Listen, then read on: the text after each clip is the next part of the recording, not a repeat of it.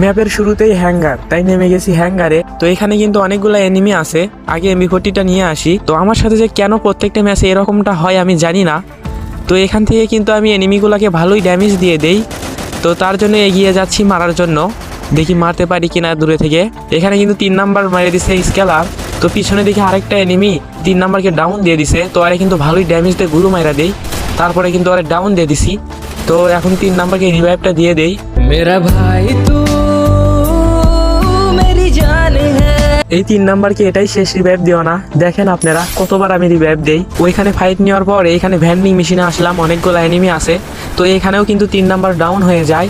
পরে কিন্তু আমার আবার রিভাইভ দেওয়া লাগে। একটু যদি সাপোর্ট দিতে পারতো তাহলে হয়তো।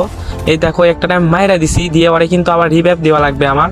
আরেকটা আসতেছে আমার দিকে, তো আমি মেডি করে নিচ্ছি। তো এরাও কিন্তু আমি ডাউন দিয়ে দেই, এরপরে এরা রিভাইভ দিচ্ছি আমি। এতবার মরছে বলার বাহিরে ভাই। এখানে আবার গ্লু প্রোটেক্টের একটা মাইরা দিলাম। তো সামনে আরেকটা এনিমিও কিন্তু আমার একটা কিল চুরি করে নিছে। দেখেন বলতে না বলতে আমার ডাউন হয়ে গেছে। তো এখানে কিন্তু একটা এনিমি আছে, আর আমি ভালো একটা ড্যামেজ দিয়ে দেই। তারপরে দেখেন ও গ্লু মাইটে বেঁচে গেছে, তো আমি ডাউন দিয়ে দিই। সামনে দেখেন আরেকটা এনিমি আমার মারতিছে, তাই এখান থেকে আমার পালিয়ে যাওয়া লাগে। তাই পিছন দিয়ে আমি পালিয়ে যাচ্ছি।